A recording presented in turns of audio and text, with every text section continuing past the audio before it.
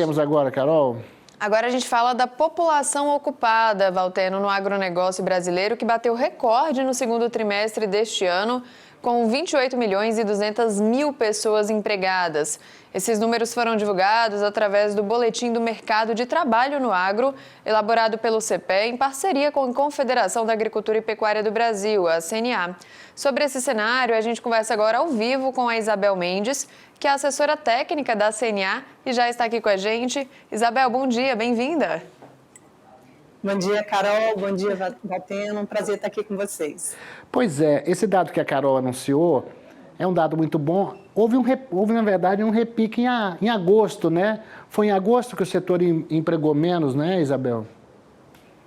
Bom, na verdade, a gente tem aqui o boletim de mercado de trabalho do agronegócio. A gente está olhando o segundo trimestre do ano. A gente olha, né, o agronegócio como um todo, setor primário, mas também antes e depois da porteira, então parte de insumos, agroindústria e agroserviços, assim como a gente faz a análise do PIB do agronegócio em parceria com o CPEA, né?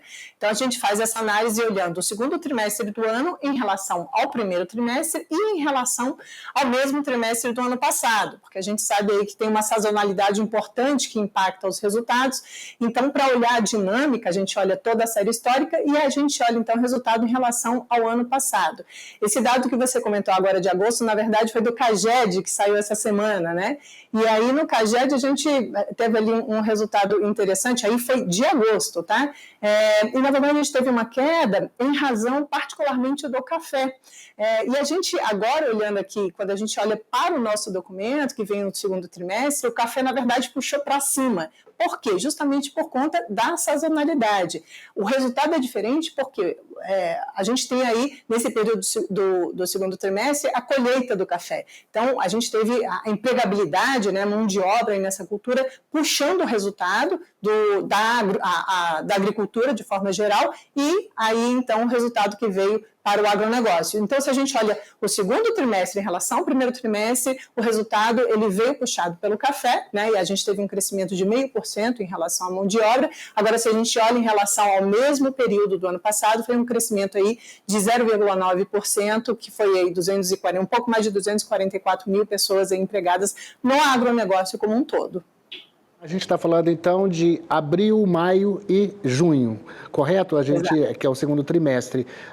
Há alguma sinalização, Isabel, de como terá sido o comportamento nesse setor entre os meses de julho, agosto e setembro, que acabou de terminar?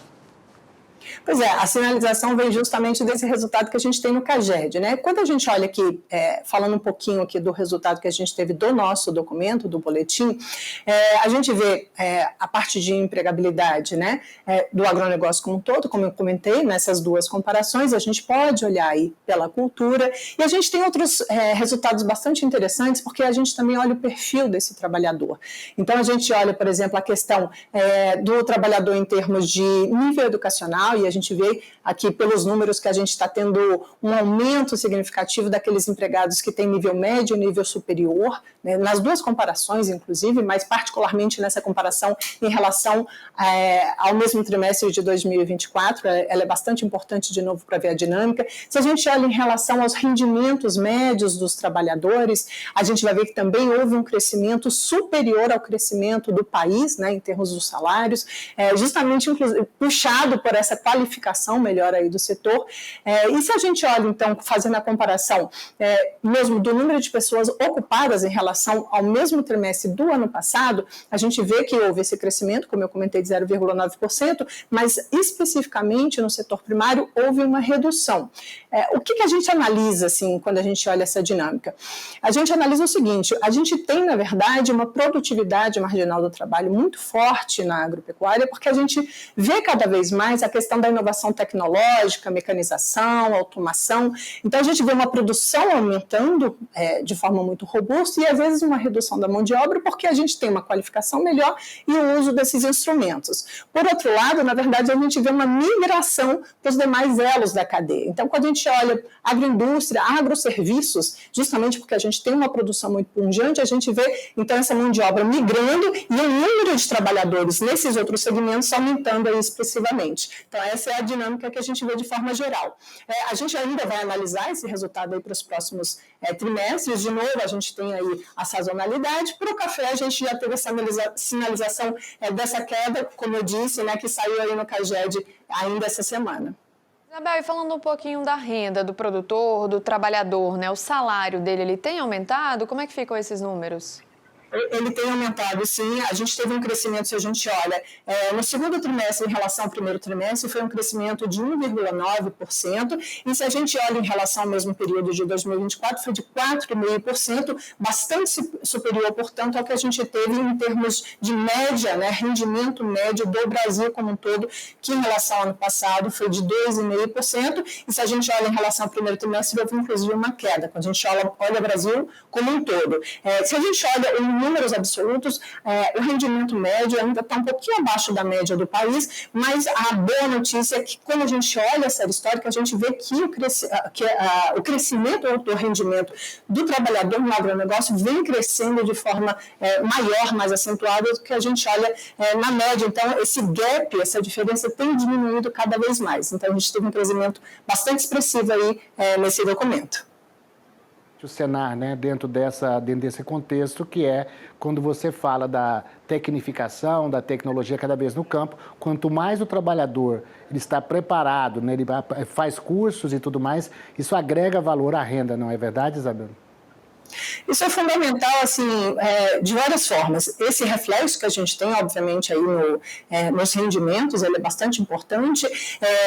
Só para ter os números aqui, quando a gente faz, então, essa comparação em relação ao ano passado, em termos de ensino médio, a gente teve um crescimento de 3,4% e o nível superior, 4,5%. E houve uma queda quando a gente olha aquele trabalhador que está sem instrução. Então, de fato, a gente vê esse trabalhador, o agronegócio, chamando um trabalhador mais qualificado ou o trabalhador que está dentro do agronegócio já se qualificando cada vez mais, porque a gente exige, né, essa demanda ela é importante justamente, então, por essas inovações tecnológicas, né, essa parte de automação que vem cada vez sendo utilizada cada vez mais no campo. E ela é importante, né, para reter esse trabalhador com esse salário um pouco mais elevado, né, que vem aumentando, se ampliando aí a cada resultado que a gente tem do boletim de mercado de trabalho do agronegócio.